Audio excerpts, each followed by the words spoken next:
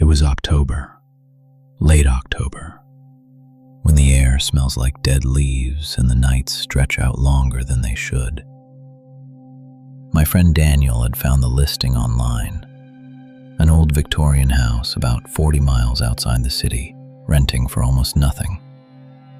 The owner, some distant relative of the original family, just wanted someone to stay there for a week, check on the property, make sure the pipes hadn't frozen.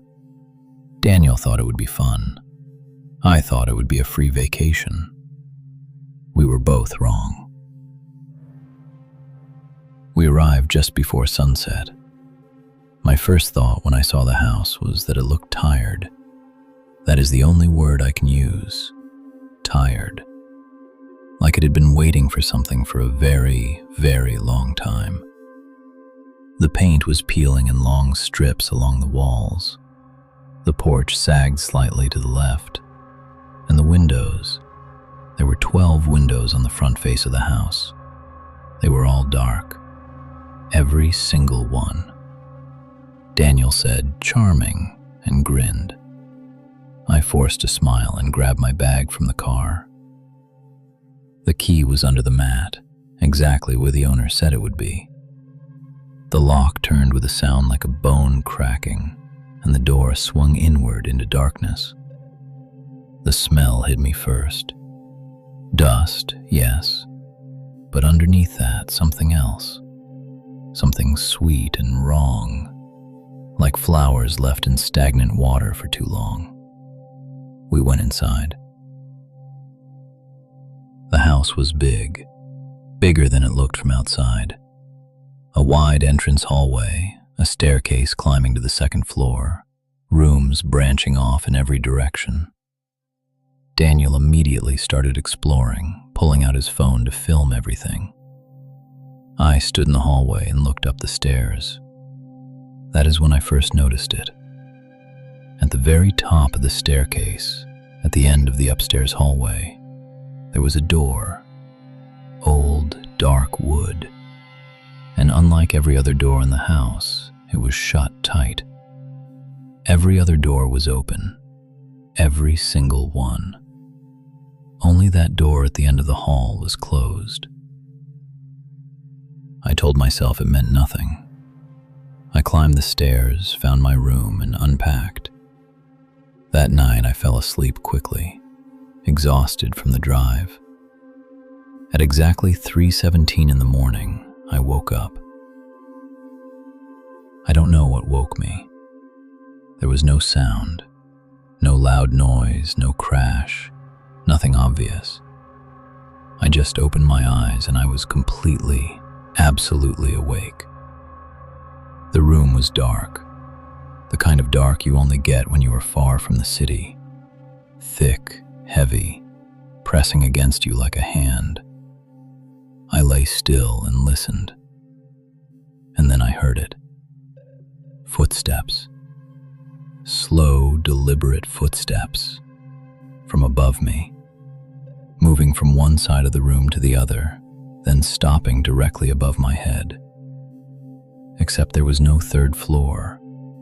There was no attic with a walkable floor. Nothing above me but roof. I did not move. I could not move. I lay there, heart hammering, staring up at the ceiling, waiting. The footsteps did not come again. I told Daniel in the morning. He laughed and said old houses make strange sounds. He had slept like a baby, but when he turned away to walk to the kitchen, I saw something that made my blood go cold. There was dirt on the back of his shirt. Fine, dark soil, pressed flat against the fabric between his shoulder blades, like he had been lying on the ground. I said nothing. The second day passed almost normally. We explored the town, had lunch at a small diner, came back as the sun went down. But the whole day I felt it, a pull. Like the house was waiting for us, watching. That night I could not sleep. Around midnight, I heard something different. Not footsteps this time. A voice. Soft, coming through the walls. Too low to make out words, but unmistakably a voice. A woman's voice. Murmuring. Steady and rhythmic. Like a prayer or a warning. I got up. I stood in the dark hallway and listened. The voice was coming from that door, the closed door at the end of the hall. I took one step forward, then another. My feet were cold against the wooden floor. The hallway felt longer than it should have, longer than it had been during the day, like it was stretching ahead of me. I reached the door. I put my hand on the handle, and the murmuring stopped. Instantly, like whatever was inside had known I was standing there, had been waiting for me to get close enough. I stood there for what felt like 10 minutes, not breathing, hand on the door. I didn't open it. I couldn't. I walked back to my room, locked the door, and sat with my back against the wall until morning. When daylight came, I told Daniel we were leaving. He looked at me for a long moment, and then he said slowly and carefully, "I don't think we can." I asked him what he meant. He said he had tried to leave the night before. He had gotten in the car, driven down the road for 20 minutes, and somehow ended up back in the driveway. We tried again. Our phones had no signal. The car started fine, but Daniel was right.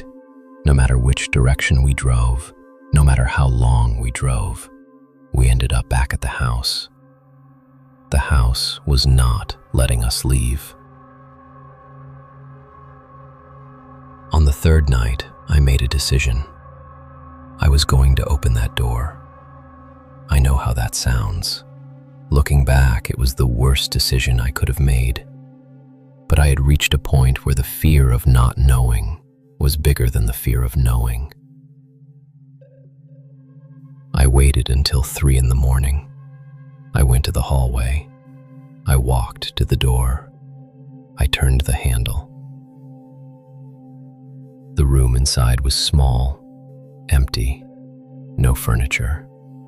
The wallpaper, old, floral, was peeling from every wall. The floor was bare wood, dark with age, and in the center of the floor, there was a mark, burned into the wood, a circle with something carved inside it. Not letters, not numbers, something I did not recognize. I stood in the doorway and stared at it. Then the temperature dropped, instantly, like stepping into a freezer. My breath became visible in front of my face. And in the corner of the room, in the darkest shadow, something moved. Not a shape, not a figure, just a darkness that was darker than the darkness around it, moving, breathing. Then I heard a voice, not the woman's voice, deeper, coming from everywhere and nowhere at once, vibrating through my chest. It said, "You came back."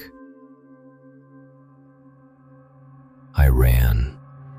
I grabbed Daniel, grabbed our bags, and drove.